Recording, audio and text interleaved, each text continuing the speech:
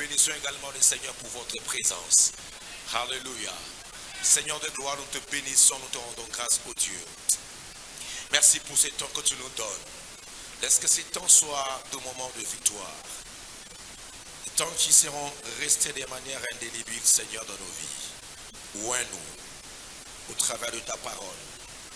Parle-nous, Seigneur. Jamais homme a parlé comme toi. Aucun prophète, aucun pasteur n'a parlé comme toi. Atteins tes objectifs, ô Dieu, que tu t'es assigné avec nous. Et laisse que ta parole soit claire dans nos vies. Au nom de Jésus-Christ, nous t'avons ainsi prié et reçu. Amen. Aide-moi, assis-toi. Dis à ton voisin de gauche et de droite, moi et les pasteurs parfaits, nous t'aimons. Change des voisins. Si t'intimides, change des voisins. Dis à celui qui te sourit, moi et les pasteurs parfaits, nous t'aimons. Frère, ne dis pas je t'aime.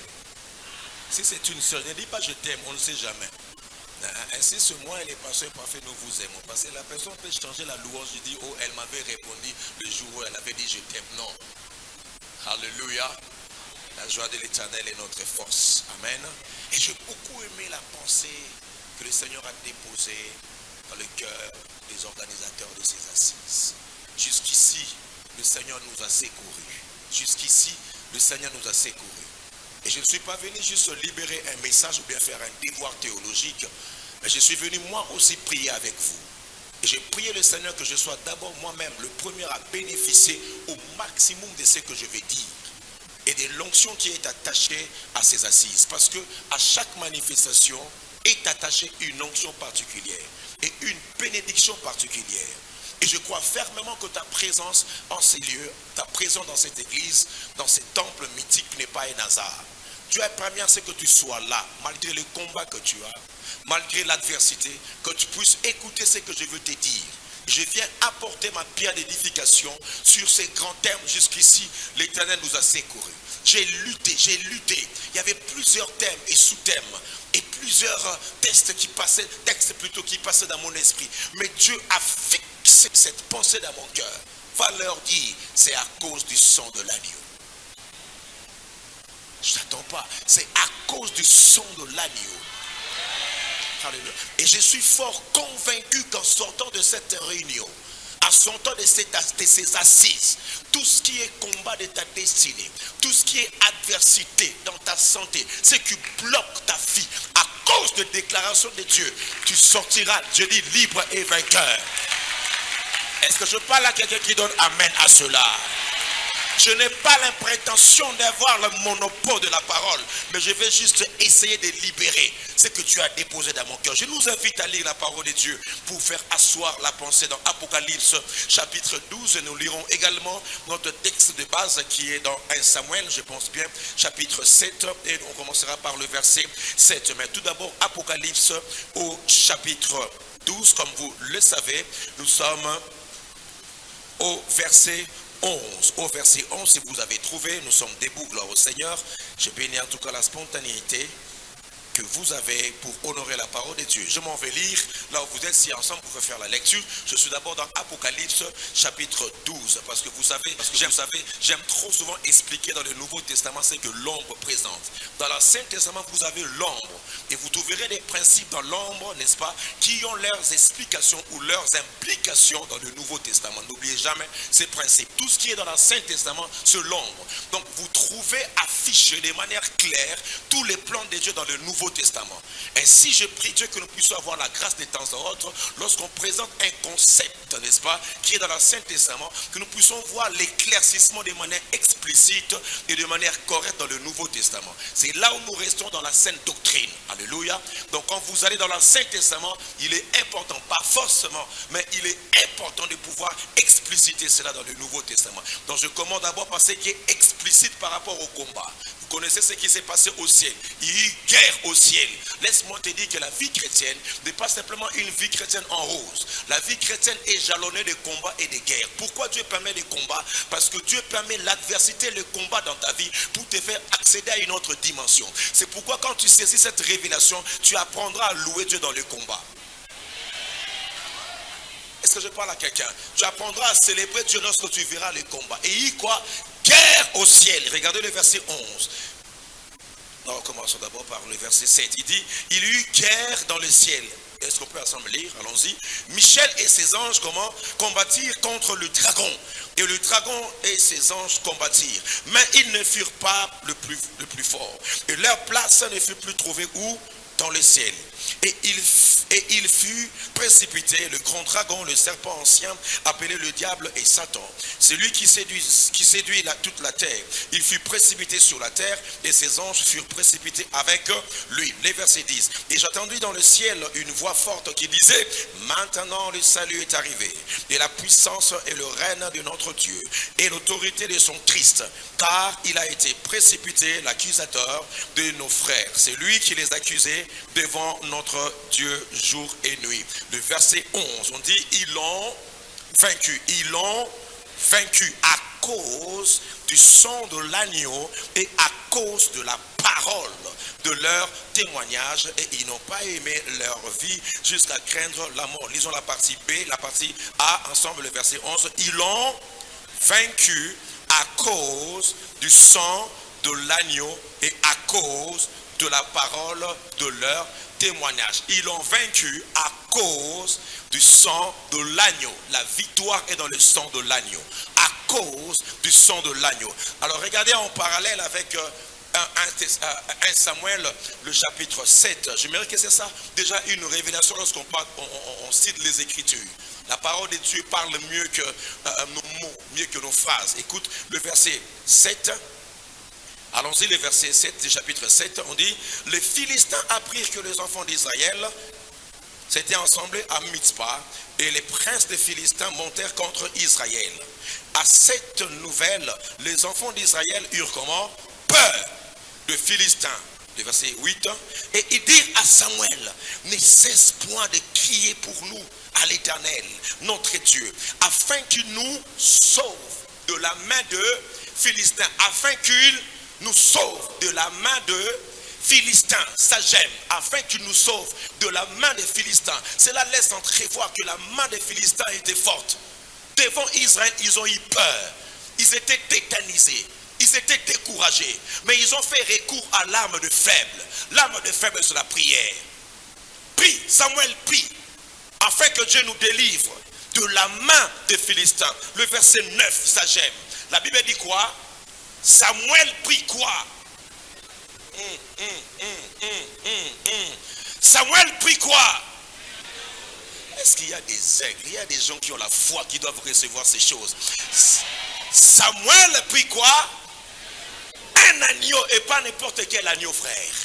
Un agneau de lait. Alléluia. Un agneau, oh, gloire éternelle. Il l'offrit comment? Tout entier en holocauste à l'Éternel. Il cria à l'Éternel pour Israël, et l'Éternel l'exauça. Le verset 10, pendant que Samuel offrait l'holocauste, le Philistin s'approchait pour attaquer Israël. À cause,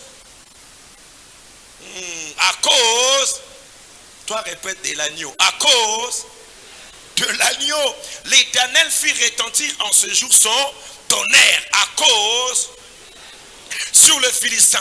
Et il est mis comment? En déroute à cause. Tes ennemis seront en déroute. Alléluia. Et ils furent comment? Battus à cause. Et les hommes d'Israël sortirent de Mitzpah, poursuivirent les Philistins à cause. Ce qui te fait peur, en réalité, a peur de toi. Au début, ils avaient peur des Philistins, mais maintenant là, alléluia, c'est eux qui poursuivaient quoi? Les Philistins. Je déclare que bientôt, très bientôt, les choses vont changer. Je dis bientôt, très bientôt, les choses vont changer. Ceux qui te poursuivaient, ceux-là, ils seront étonnés que les choses vont changer. Quand Dieu va t'élever, quand Dieu va tourner la donne, c'est toi qui vas les poursuivre. Je dis, c'est toi qui vas les poursuivre.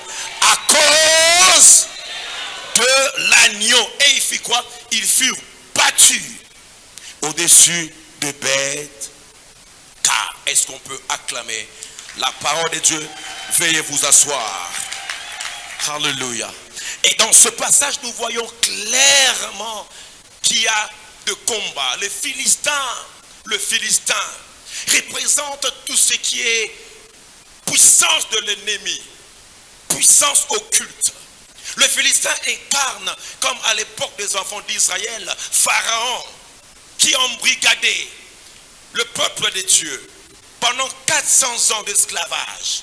Et partout où on parle de Philistins, vous pouvez remarquer que ça laisse entrevoir des géants comme Goliath qui fut un Philistin pour combattre Israël. Et ici dans ces textes, cette histoire nous montre combien dans nos vies nous avons des Philistins qui viennent à nous combattre.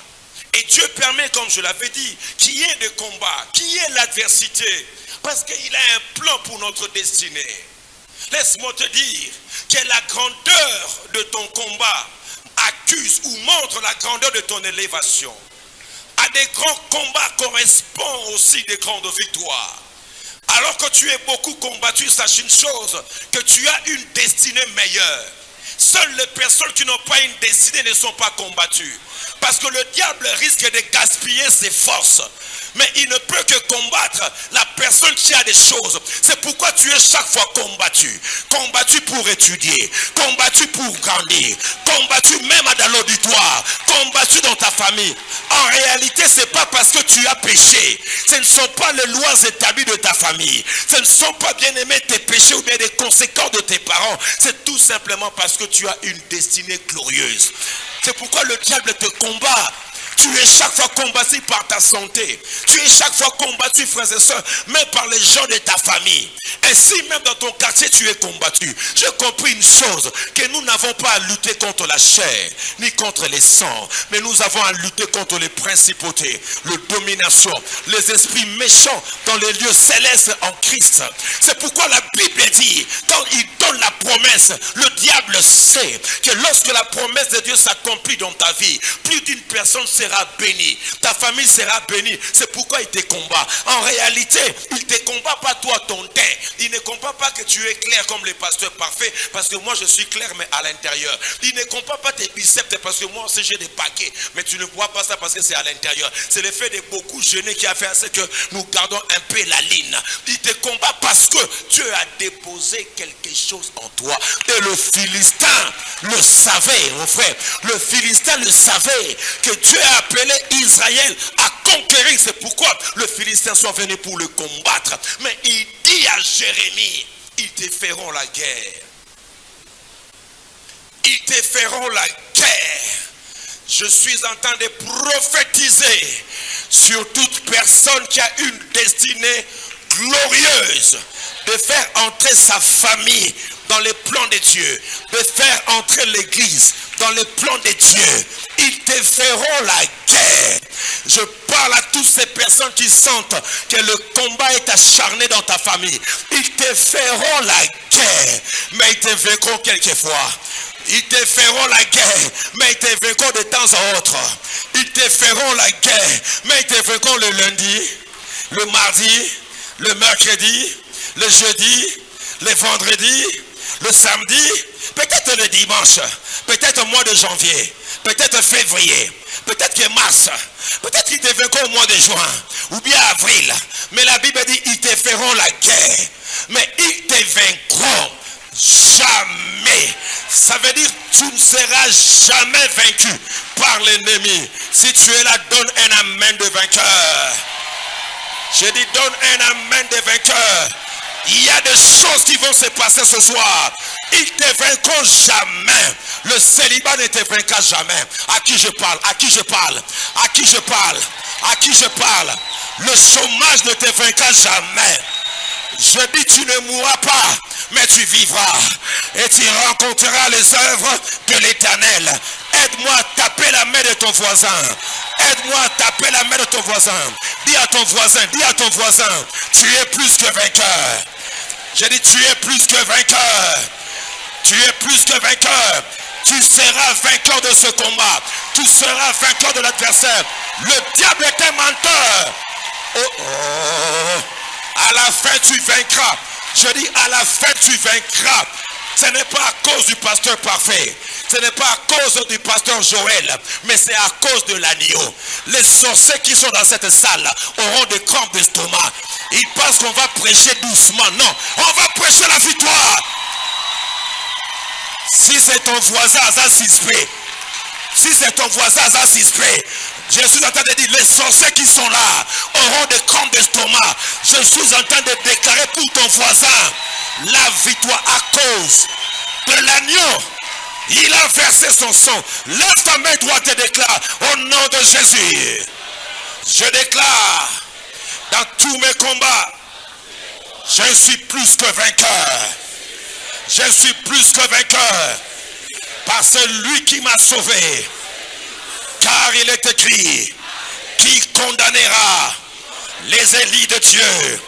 C'est Jésus qui les justifie. Qui accusera les élits des lieux? Jésus est mort, bien plus il est ressuscité. C'est pourquoi il est écrit, il y a donc plus de condamnation pour ceux qui sont en Christ. Car ceux qu'il a prédestinés, il les a aussi appelés. Ceux qu'il a appelés, il les a aussi justifiés. Et ceux qu'il a justifiés, il les a aussi, tu es là, glorifiés. Oh. Assis-toi, mon Dieu. Alléluia. Alléluia. Et dans cette histoire, pasteur Joël, ce qui est formidable, cette histoire nous montre une réalité spirituelle. Les Philistins s'approchent avec des javelots, avec une armée bien préparée. Alléluia. Mais Dieu veut dire aux Philistins, ce n'est pas ça. Vous avez commis l'erreur. Le combat n'a pas été charnel. Alléluia. Dans ces tests, les Philistins ont commis l'erreur d'attaquer Israël. Mais Dieu nous enseigne ici que le combat n'a jamais été physique, charnel. Le combat est d'abord spirituel. Est-ce que tu peux imaginer, vous avez l'armée devant vous, comme l'armée de Poutine, avec Satan 2. On cible devant vous. Et vous, vous êtes là pour combattre Poutine, pour combattre une armée bien préparée. On appelle un homme Samuel. Et ils ont compris, Samuel, toi prie. Exerce, utilise l'arme non conventionnelle, qui est la prière. Il dit, prie, intercède. Et Samuel étant que prophète, rappelez-vous, Samuel fut un prophète. Et Samuel sait que dans ce combat, il faut que je sois prophétique. C'est pourquoi, frère, de temps en autre, cesse d'être charnel. Alléluia. Est-ce que je sens dans mon esprit, dans cette salle, je suis dans cette salle. Cette année, le Seigneur va ouvrir des portes insoupçonnées dans votre vie. C'est ça l'évangile. Alléluia. Parce que Samuel est le type de prophète, c'est prophétique. Pour avoir la victoire physique, tu dois être prophétique. Alléluia. Tu dois être comment prophétique. C'est pourquoi il y a la présence de Samuel. C'est les prophétiques qui agissent et qui donnent la victoire. Et Samuel étant prophète, il entre dans la dimension prophétique. Il sait que pour toucher la victoire, il faut que j'utilise les images prophétiques. Il faut que je fasse des pratiques prophétiques. Je vais en parler ici de l'effusion du sang de l'agneau. On va arriver. Et je t'assure que ta vie sera complètement bénie. Et tu sortiras de cette réunion totalement affranchi, totalement libre. Alléluia. Je t'amène en train d'introduire que Samuel a introduit dans les combats physiques un agneau. Il prend un agneau. Imagine un peu la scène. On appelle Samuel et Samuel débarque avec un agneau. Oh, ça c'est pour nous faire tuer. C'est pour nous faire perdre devant cette armée. Mais Samuel apporte l'agneau. Or, lorsque chaque fois que l'agneau entre en scène, il y a toujours le surnaturel. Est-ce que je parle à quelqu'un? À chaque fois que l'agneau entre en scène, il y a toujours le surnaturel. Samuel amène l'agneau. En amenant l'agneau, Samuel était en train de se connecter avec ce qui s'est passé dans Exode 12. Lorsque Pharaon avait assujetti les enfants d'Israël. En cette nuit-là, pour que tout Israël soit libéré, de la puissance pharaonique, l'Éternel avait dit à Moïse, prends un agneau et le sang vous servira de signe. Vous mettrez le sang de l'agneau sur les linteaux de vos portes. Je viendrai, je verrai le sang et je passerai outre. Ça veut dire, je vous couvrirai. Afin que lorsque l'ange de la mort, alléluia, viendra, il ne vous touchera pas. Parce que le sang de l'agneau vous servira de signe. Et quand l'agneau entre à l'œuvre et que le sang est appliqué, dans l'autre camp, il y a la mort de premier-né. Mais dans le camp des enfants d'Israël, aucun premier-né n'était mort. Parce que l'agneau était entré en scène. Je suis en train de déclarer, quand l'agneau entre en scène dans ta vie, la mort va changer de côté. Est-ce que quelqu'un me sait? Non, tu es là-bas. La mort va... Alléluia. Parce que l'agneau a introduit le surnaturel. Et c'est alors que nous voyons dans ce texte... Dans ce texte, plutôt voudrais-je dire, combien est-ce que l'agneau est entré à l'œuvre. Et la Bible dit, pendant qu'il offrait l'holocauste. Ça j'aime, dis après moi pendant. Pendant qu'il offrait l'holocauste. Pendant que l'agneau était en train d'être sacrifié. Dieu a fait attendre son tonnerre. C'est pendant que l'agneau était en train d'être sacrifié. Et ça nous montre ce qui s'est passé à la croix.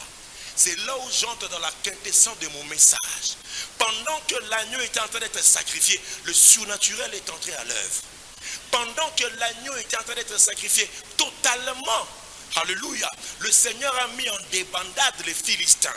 Ça veut dire, je ne sais pas si leur force était détruite, je ne sais pas s'ils avaient perdu le courage, mais en même temps quand on sacrifiait l'agneau, le surnaturel a commencé à s'opérer. Bien aimé, lorsque nous saisissons la portée de l'œuvre de la croix, c'est alors que nous faisons entrer le surnaturel dans nos combats. C'est alors que nous faisons entrer le surnaturel, frères et sœurs, dans nos familles.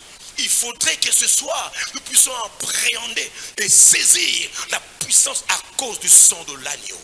Et ces assises, bien-aimés, de Sangomalamu, fait entrer les acquis de la croix. Parce que depuis hier, je suis en train de parler sur Christ en nous, l'espérance de la gloire.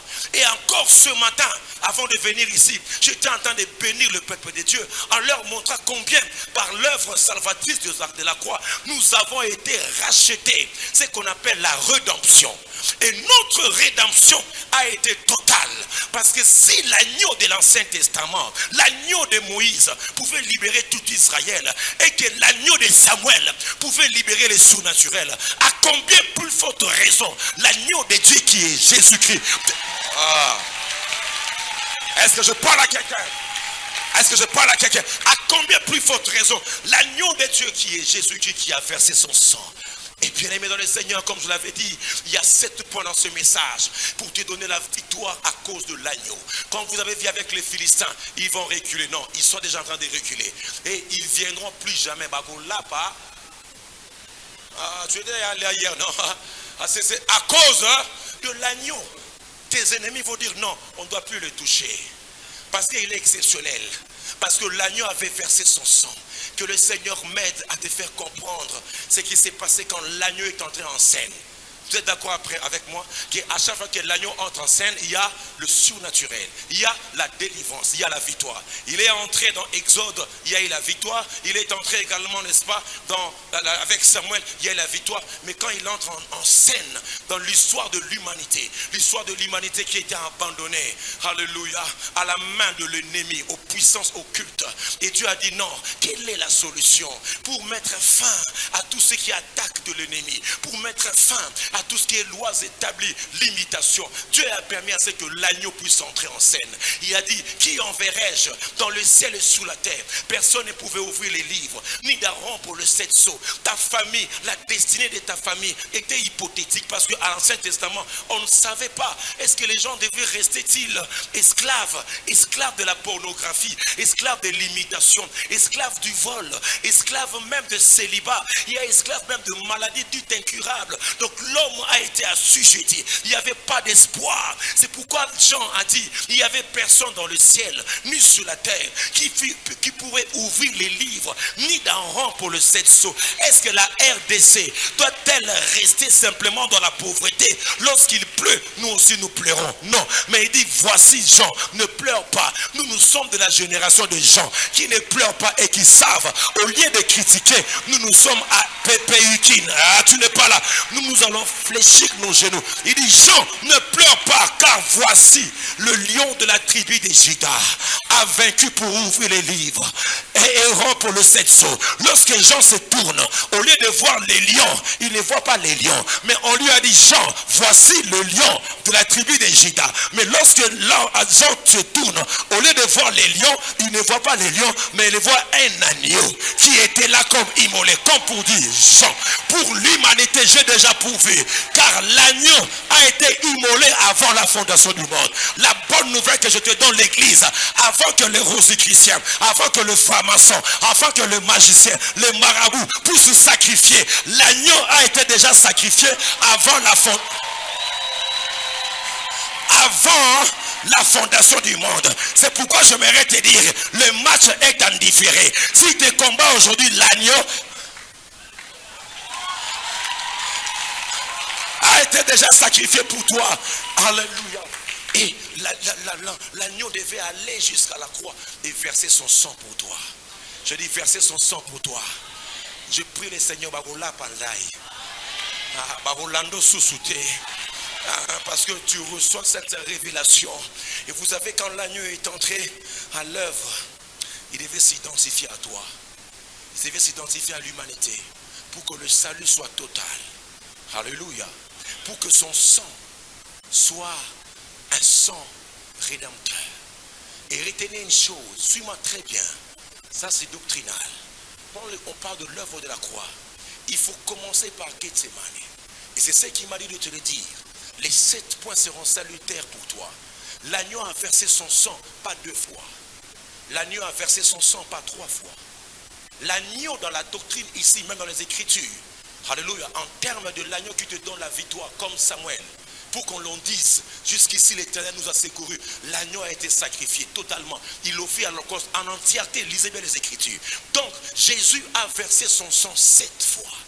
Les gens, quand ils voient juste l'œuvre de la croix, ils disent son sang a été versé. Mais lisez bien les Écritures. Lisez bien les Écritures. Vous allez remarquer que à 7 fois, Jésus a versé son sang. Et laisse-moi te dire une chose, maman. Laisse-moi te dire une chose, papa. Laisse-moi te dire une chose, jeunes gens.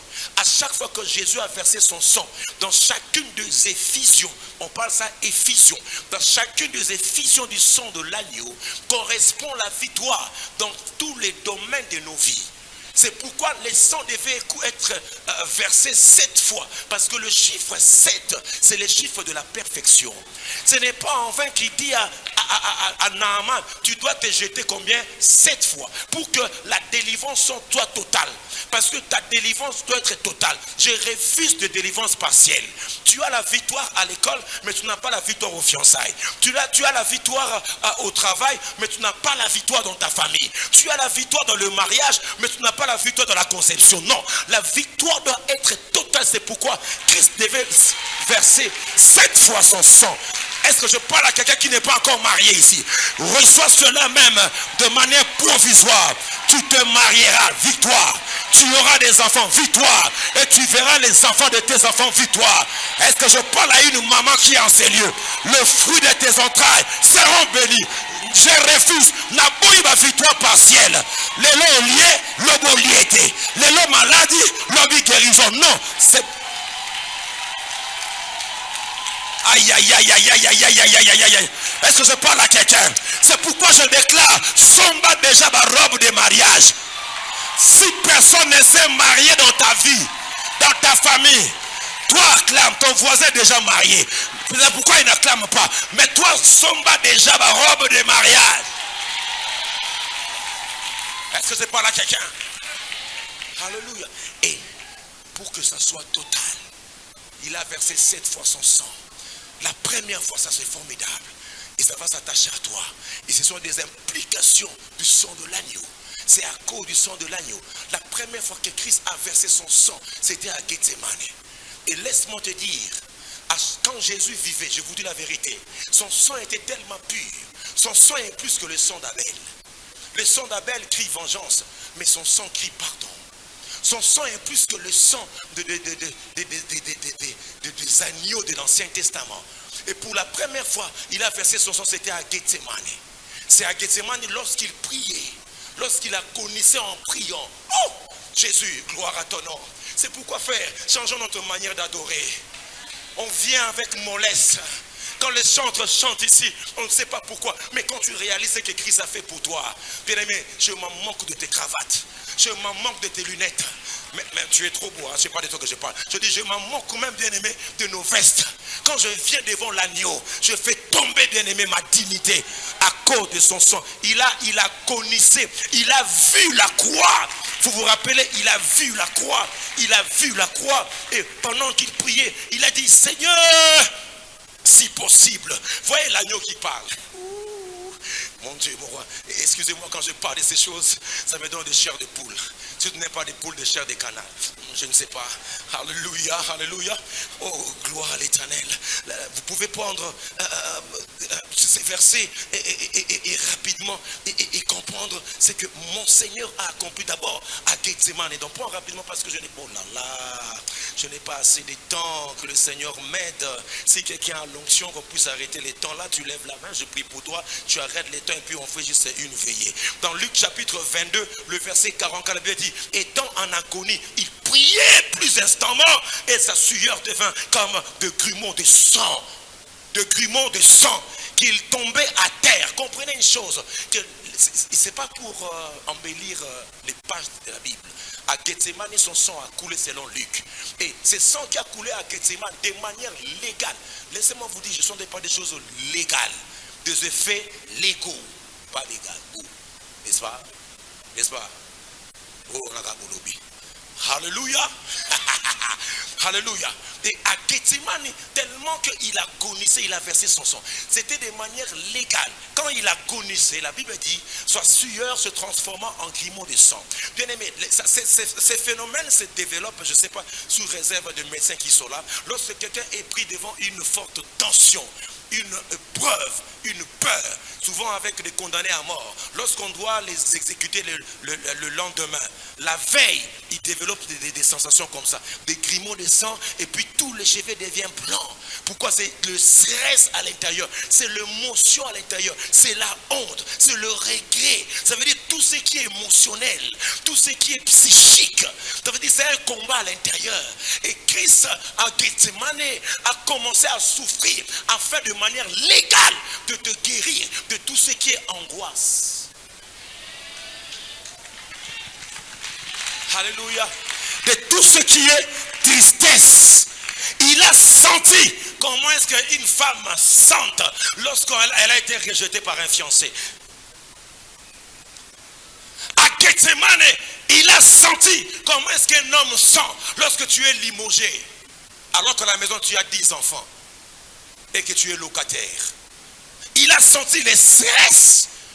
Et des fois même, ça pousse à l'AVC de manière biologique. Tellement que ça te ronge en l'intérieur, tellement qu'il y a l'angoisse. Alléluia. Mais Isaïe nous dit, homme de douleur, habitué à la souffrance, le Seigneur l'a élevé. Il a été le verset 8, il dit, il a été enlevé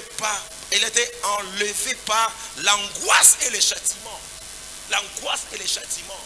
De manière légale, l'agneau ici a versé son sang. Il parlait. Que la victoire est certaine. À cause du travail de son âme. Alléluia. Il te guérit des dépressions nerveuses. Il te guérit de ces choses.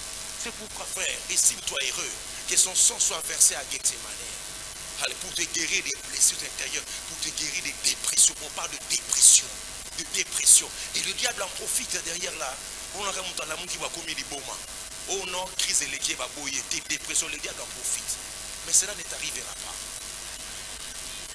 Je dis, cela ne t'arrivera pas. Alléluia. Je dis, surtout nous au Congo, bien aimé. Il y a une semaine ici, j'étais en France. Et il y a un frère qui me relatait, il venait d'être touché. Bien aimé, toi reçois simplement même à crédit ses enseignements. Il était ici à Kinshasa, je prophétisais sur lui. Je déclarais des paroles sur lui.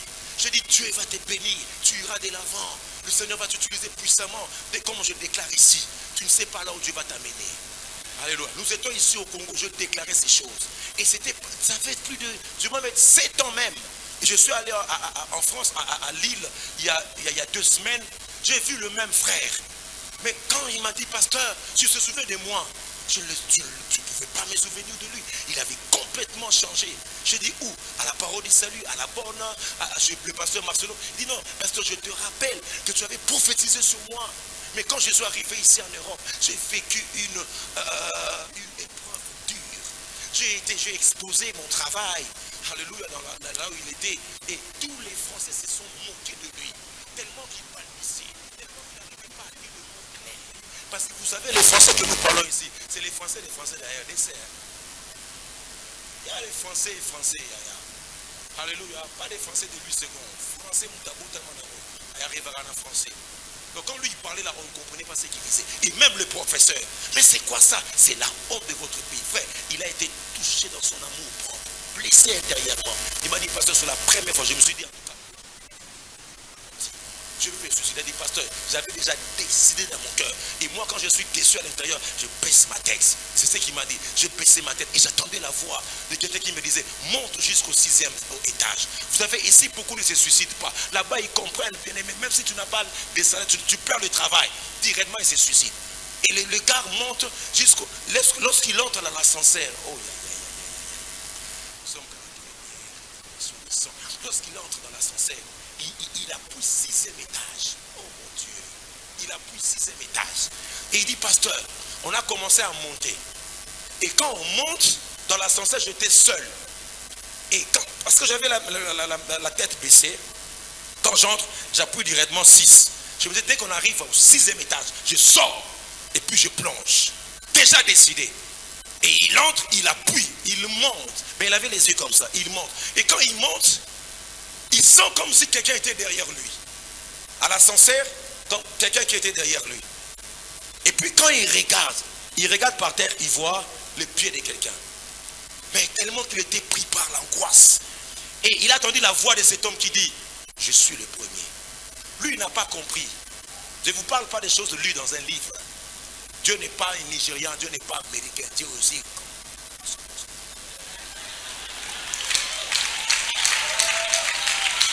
On l'amène très fort. Alléluia. Et lui, il a compris que cet homme allait au premier niveau. Au premier étage. Comme c'est la courtoisie. Avant que je ne sorte, que j'appuie quand même 1, que nous descendons avec lui, comme ça lui il va sortir. Parce que si je sors, que lui rentre, il va m'empêcher. Il dit, il avait les yeux comme ça. Et il appuie 1. Et ça commence à descendre. Il dit, donc, dès que je descends, je libère d'abord ces messieurs ici. Et puis quand ils arrivent à 1, ça s'ouvre. Il regarde, la personne ne sort pas. Il dit, tu ne sors pas. Il dit, je t'avais dit que je suis 1. Il le regarde comme ça. Mais le pasteur, je vis la face d'un homme. Ses yeux flamboyants. Les cheveux comme les cheveux d'un lion. Il n'était pas blanc. Il était comme le soleil dans sa splendeur. Il était comme ces mots, je suis le 1. Ça me perçait à l'intérieur. J'ai dit, quand j'ai voulu me retourner, il n'était plus là. Et j'ai compris que le Seigneur était là dans mes angoisses. Il sait il sait sentir ce que tu ressens. Il sait, c'est pourquoi tu ne mourras pas.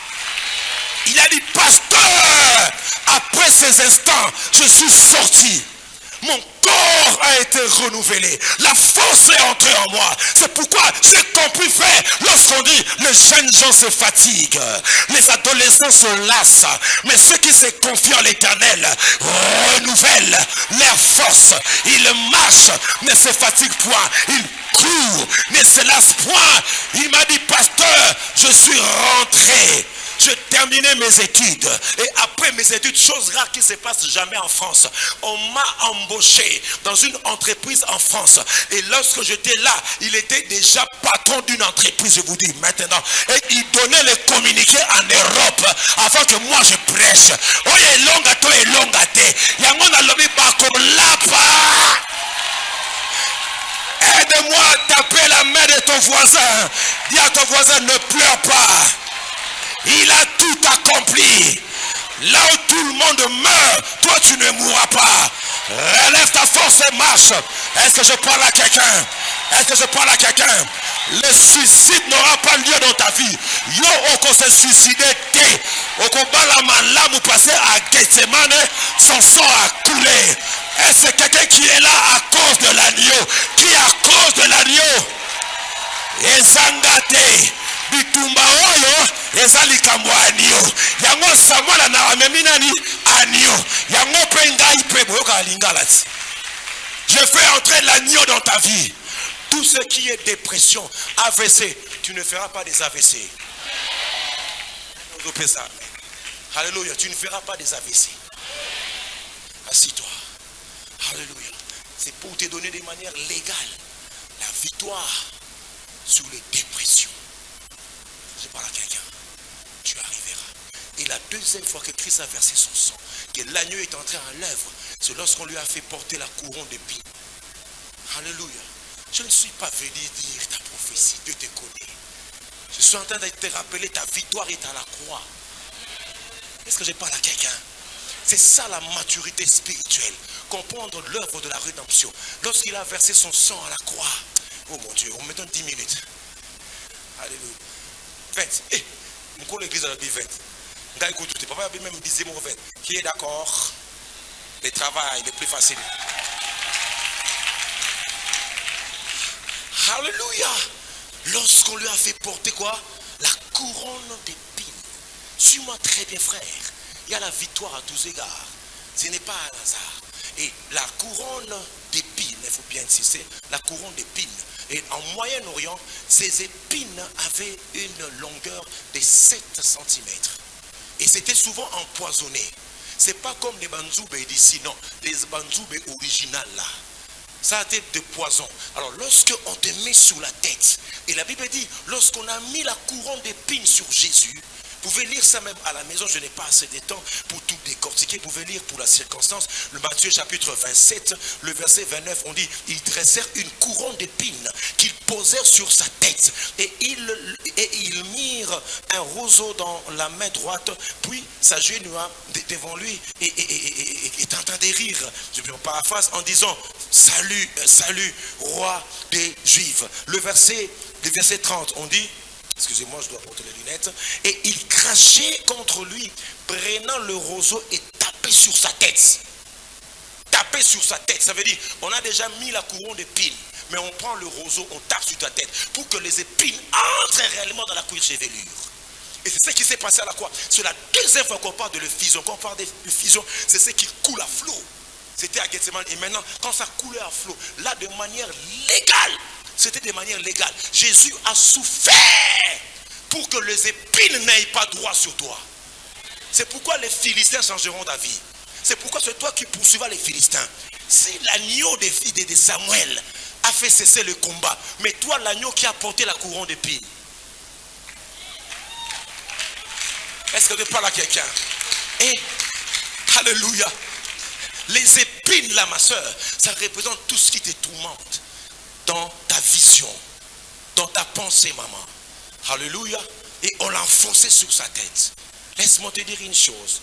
La bonne nouvelle, c'est que les épines, alléluia, ont été introduits lors du péché originel. Lorsque Adam a péché, le Seigneur a dit, à cause de ton péché, la terre te produira de ronces et des épines. Ça veut dire, dans ton travail, dans ta terre, il y aura des ronces et des épines. Et les épines représentent la malédiction. C'est pourquoi Jésus devait porter la couronne d'épines pour racheter.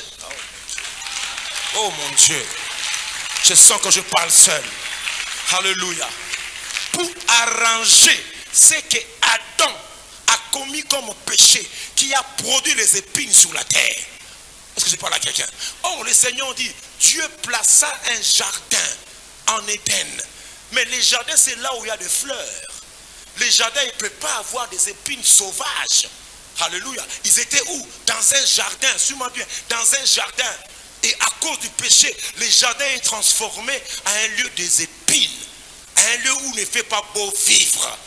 Alléluia. De manière légale, il a porté, bien-aimé, ses épines pour que tu reprennes ta position première.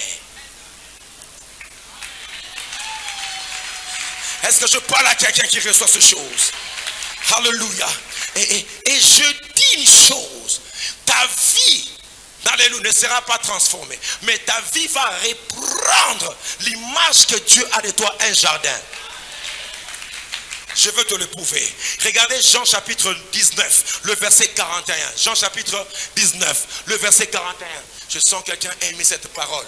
Alors que tu vas lire cette parole avec moi, quelque chose va se passer. Jean chapitre 19, le verset 41. Oh, j'aime ces choses. Alléluia. Regardez, on dit quoi? Oh, regardez, tu as trouvé?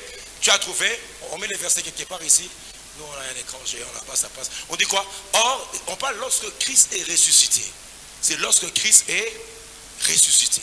Alléluia. Quand il est sorti de la tombe. Alors, qu'est-ce qui se passe? Lisez avec moi. On dit quoi? Or, il y avait là un jardin. Christ est ressuscité dans un jardin. Alors que Adam avait péché dans le jardin d'Éden. C'est pourquoi Christ aussi devait ressusciter dans un jardin pour que le jardin d'Éden, est-ce que je parle à quelqu'un, soit restauré dans l'œuvre de la croix. Est-ce que je parle à quelqu'un? Alors que lorsqu'il ressuscita, il y avait un jardin. C'est pourquoi, frère, lorsqu'il ressuscite et que Marie le voit, Marie confond Jésus à qui? À un jardinier. Parce qu'il savait, lorsque Dieu créa les jardins d'Éden, il a laissé à Adam le devoir de garder les jardins. Or, celui qui garde les jardins, c'est un jardinier. Ça veut dire le premier Adam, son premier travail, c'était un jardinier. C'est pourquoi le deuxième Adam, quand il ressuscite dans un jardin, Marie pense qu'il est le jardinier d'Adam de Genèse. Or lui, ce n'est pas le jardinier physique, mais le jardinier spirituel. On l'appelle le Narcisse de Saron, les lys des vallées. Je déclare que ta vie sera un jardin. Ton mariage sera un jardin. Ton ministère sera un jardin. Aide-moi à taper la main de 3 personnes. Dis à 3 personnes, tu seras dans ton jardin. Si j'étais toi, je dis ton travail sera un jardin. Dans un jardin, il y a un parfum. Ce n'est pas la forêt. Laissez-le avec le roi de la forêt. Moi, j'ai mon jardinier. Il travaille mon cœur. Il travaille ma vie. Bientôt là, tu vas voyager. Bientôt là, tu vas toucher des millions. Pour que ta vie revienne un jardin. À cause de l'agneau, tes études seront un jardin. Dans les jardins, on ne force pas. C'est à la forêt qu'on force. Kata. Dans la forêt, kata. Mais dans les jardins, il y a des fleurs. Il y a des pelouses. Il y a des roses. Il y a des tournesols. Et ça va sentir bon. Est-ce que je parle à quelqu'un? Je déclare dans ta vie que 1000 tombent à gauche, 10 000 tombent à droite. Tu es dans les jardins. Il te protégera. Tu ne mourras pas. Mon oreille avait entendu parler de Dieu. Mais mes yeux vont voir l'Éternel. Car je suis dans mon jardin. Je chante dans mon jardin. J'acclame Dieu dans mon jardin. Mes enfants seront... Est-ce que je parle à quelqu'un? Parce qu'il a dit, tout est accompli. C'est pourquoi je déclare, quand tu es dans ton jardin, tu peux dire, il dresse une table en face de mes adversaires. Il oint de ma tête et ma coupe déborde. Et je sais, le bonheur et la grâce, c'est dans les jardins. M'accompagneront tous les jours de ma vie. Et j'habiterai dans la maison de l'Éternel jusqu'à la fin de mes jours. Et je dis amen à cela. Je dis amen à cela. Je dis amen à cela. Lève-toi là où tu es. Tape la main de 3 personnes. Tape la main de 3 personnes. Tu dis à cause de l'agneau. 1, 2, 3. Le chiffre 3, c'est lorsque la 3e fois, son sang a coulé. La 3e fois, son sang a coulé. Lorsqu'on a arraché la barbe. Je dis, la barbe, c'est ton image. La barbe, c'est ton visage. Dis à ton voisin, regarde-moi bien. Tu dis, regarde-moi bien. Allez, regarde-moi bien. Tu dis, bientôt, les choses vont changer. Oh, eza photo na ngai ya kala. Lokola Yesu, babende qui est barde, makila etangi. Makila etangi. C'est pour que ta vie, ton image, ton témoignage change. Même dans WhatsApp, ton image sera lavée. Même dans Imo, ton image sera lavée. Je dis même dans TikTok, ton image... Oh. Est-ce que je parle à quelqu'un? Dis-lui, tu vas m'oublier bientôt. Dis-lui, tu vas m'oublier bientôt. Parce qu'il a tout accompli. Poyoza na aspect à bien. Aspect. Ah, bakola payo. Ba Philistin en pauvreté. Ba sala kere. Ba na fanyere moya. Alléluia. Est-ce que je parle à quelqu'un? Alléluia. Et tape la main de 4 personnes. 4 personnes. 4 personnes. 1, 2, 3, 4. À la 4e fois, son sang a coulé. À la 4e fois, son sang a coulé. Lorsqu'on a tapé son dos avec 40 coups moins 1, on a frappé son dos, le sang a coulé. C'est pour que de manière légale, tu sois guéri de toute maladie. Parce que la médecine, est-ce qu'il y a des étudiants de la médecine ici? Est-ce qu'il y a des étudiants de la médecine ici? Est-ce qu'ils sont là? Laissez-moi vous dire, la médecine catégorise toutes les maladies en 40 classes de maladies. Maladies vénériennes, maladies épidériennes. Maladie quoi encore? Vénérienne. Et quoi encore? Des os, otolingo-laryngologie. Tout ça. Est-ce que je parle à quelqu'un? Alléluia. Tout ça est englobé dans 40 sortes de maladies. Maladies des os, kinésie thérapeutique et tout ça. Maladies ophtalmologiques. Maladie mokoto. Alléluia. Lobata malaria. Lata malaria. Nyoso tuana. Ata covid. Nyoso tuana. Lobata diarrhée. Soko yebite. Les appels maladies. Les anangos soni. Tout ça est...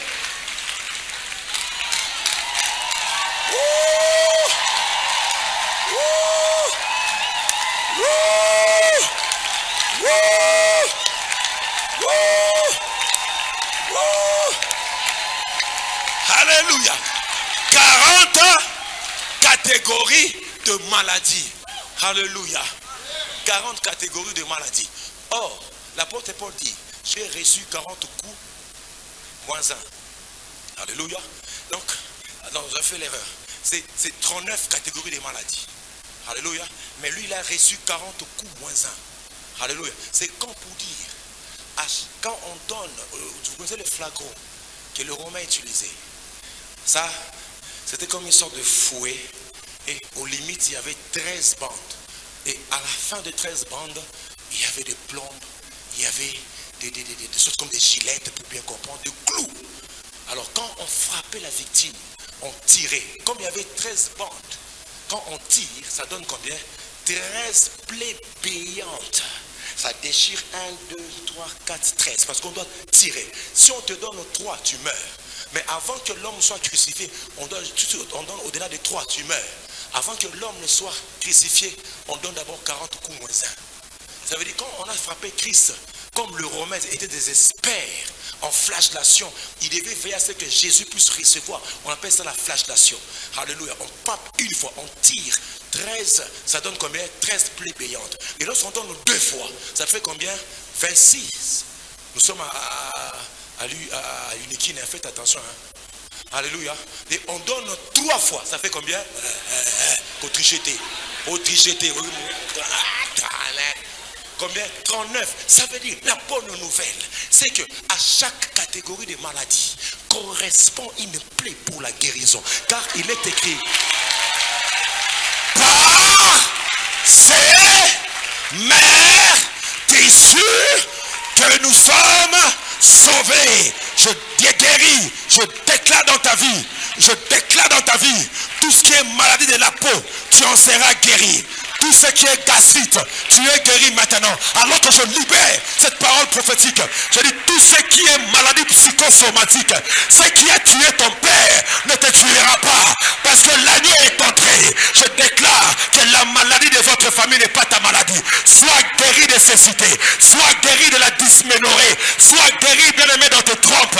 Tu auras des enfants en bonne et due forme. Je déclare maladie. Quitte ces corps. Ces corps n'est pas le temple de la maladie. Ton corps est le temple du Saint-Esprit. Je déclare, si tu es là, tu es guéri de toute maladie. Tape la main de 5 personnes. Je dis 5 personnes. 5 personnes. C'est pourquoi je déclare la 5e fois que l'agneau a versé son sang. C'est dans ses mains. C'est dans ses mains. Tes mains seront bénies. De manière légale, tout ce que tu toucheras sera béni. Car le chiffre 5, c'est le chiffre de la grâce. Le sang a coulé dans ses mains pour que on signe un contrat, on signe un million. Je dis, tape la main de ton voisin. Dis à ton voisin, tes mains sont bénies. Je dis, tes mains sont bénies. Tes mains toucheront des montants que personne dans ta famille n'a déjà touché. Dis à ton voisin, tout ce que tes mains toucheront seront bénis. Partout où tu toucheras sera béni. Ce que tu mangeras, même s'il y a le poison, le fait que tes mains aient touché ces choses, toi tu ne mourras pas. Toi tu vivras. Dis-lui maintenant, voisin, voici pourquoi la Bible dit, voici les miracles qui accompagneront ceux qui auront cru. À mon nom, ils imposeront les mains aux malades et les malades seront guéris. C'est pourquoi je déclare, je suis béni. Mes mains sont guéries. Mon travail est béni. Au nom de...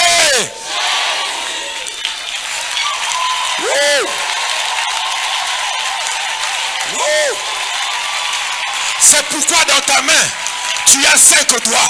Le chiffre est 5. Parce que ces mains ont été douées. Je déclare aux ayako pambama. Tala maboko na yo. Tala yango. Tala yango. Maboko wane ko simba ba contact. Et ko simba ba visa. Et ko simba ba billet à voyage. Et ko simba alliance. Maboko wane ko simba ba chèque. Nazolo baba chèque. Pauvreté que kota na maboko na yote. Na mapipi na ye. Nde na zwi lobiko. Maboko wana esimba ba avion. Oko fungola ba portière. Quelqu'un ici, accueille, aide-moi. La puissance de Dieu est déjà à l'œuvre. Certaines personnes sentent comme le feu dans leurs mains. C'est pourquoi quand tu commences à prier, tu sens comme le feu. Dieu est en train de toucher tes mains. Est-ce qu'il y a quelqu'un qui accueille, aide-moi. Aidez-moi. Quelque chose se passe. Là, oh mon Dieu. Oh mon Dieu. Oh mon Dieu. Oh mon Dieu. Qui t'a dit que tu es pauvre? Tes mains sont bénies. Il y a certaines personnes dans ces lieux, lorsque le service se passe, ils sentent comme le feu. C'est un signe. C'est un signe. Dieu va les toucher dans la salle. Ne soyez pas d'ici. Je sens dans mon esprit que je dois être sensible. Dieu va les toucher dans la salle. Donnez-moi tout l'honneur. Quelque chose va se passer. Dieu va les récupérer. Oh mon Dieu. Oh mon Dieu. Oh mon Dieu. Oh mon Dieu. Oh mon Dieu. Oh mon Dieu. Oh mon Dieu. Oh mon Dieu. Dieu les touche. Oh mon Dieu.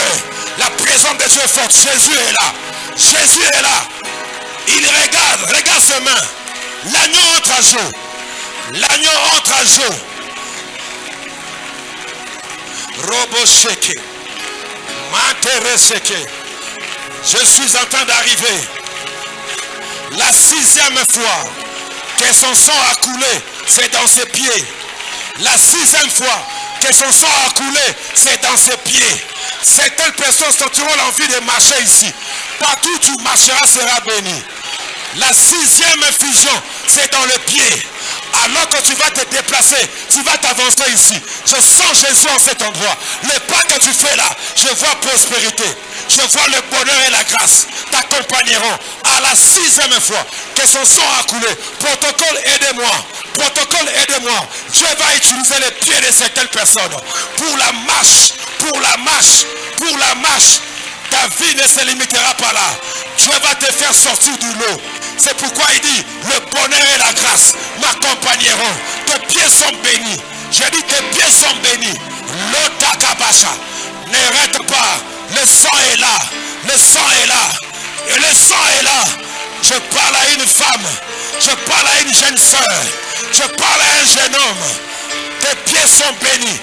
Mon Dieu, je vois tes pieds lavés. Je vois tes pieds lavés. Alors que tu avances, quelque chose se passe. Rakebasha. Mon Dieu. Anderesoko. Matarashaka. Power. Quelqu'un là. Mon Dieu, il me l'a montré. Receive now. Receive now. À cause de l'agneau. À cause de l'agneau. Tu marcheras. Ça marchera. Ça marchera. Ça marchera. Ça marchera. Le sang a coulé dans ses pieds. La 6e effusion. La 6e effusion. Dans ses pieds. Partout tes plans de pieds fouleront. Ta maison. Ma soeur qui est là. Il y a une forte présence de Dieu en elle.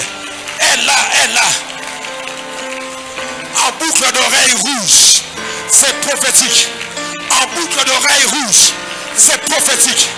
Tu as plusieurs boucles d'oreilles. Mais puisque tu as mis le rouge, Dieu a dit c'est aujourd'hui. Reçois. Receive. Rakapasha. In the name of Jesus. La gloire de Dieu est dans la maison. Laissez-la. La gloire de Dieu dans la maison. C'est ton jour. Je vois le feu dans les